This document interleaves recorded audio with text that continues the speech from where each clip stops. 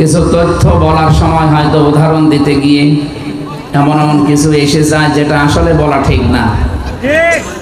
এই যে একজন নায়িকার নাম সেদিন মনে হয় পাবনা না কোথায় যেন,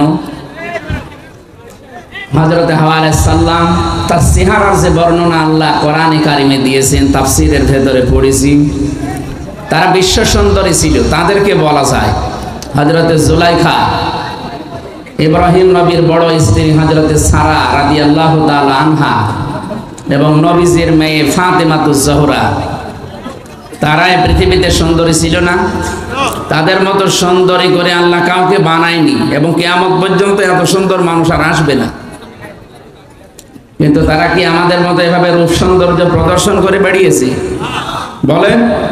আমি এই উদাহরণ দিতে গিয়ে বলেছিলাম যে এখন যারা বিশ্ব সুন্দরের তালিকা, এই যে দূরে কে ফিশান নাকি নাম, রশ্মিকা, এগুলো আমি পড়েছিলাম, যুগান্তর পত্রিকায় দেয় মাঝে মাঝে, পেপার পত্রিকা পড়ে দেখেছি যে এদেরও তালিকা আসে, এদের যে চেহারা দেওয়া থাকে, কোথায় হযরত হাওয়া আলাইহিস সালাম আর কোথায় এই নায়িকা।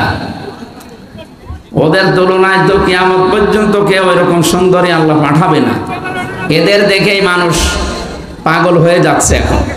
হযরত হাওয়া আলাইহিস সালামকে আদম আলাইহিস সালাম দেখেছিলেন সর্বপ্রথম, তিনি তো প্রথমে তাকিয়েছেন এবং ধরতে গেছেন। আমি এই উদাহরণটা ওই জায়গা থেকে বলেছিলাম। তারা আগে নেই পরে নেই, উল্টাপাল্টা করে মিডিয়া ট্রল করে, বিশেষ করে জনকণ্ঠ, এটা একটা জঘন্য কণ্ঠ। এদেশের বহু আলেম এবং শহীদ আল্লামা দেলাওয়ার হোসেন সাইদি রহমতুল্লাহ আলাইহি বহুবার বলেছে, জনকণ্ঠ এটা পত্রিকা না, এটা ভারতের এজেন্ট। আপনারা এই পত্রিকা কেনেন কোন কারণে? এটা কিনলেও বাচ্চাদের টয়লেট পরিষ্কার করার জন্য কিনবেন, কারণ যত রকমের আগে নেই পরে নেই, মাঝখান থেকে একটা কথা জুড়িয়ে মানুষকে কালার করে, এরা মানুষের চরিত্র হনন করে। আর পৃথিবীতে সবচাইতে বড় গুনাহ এটা।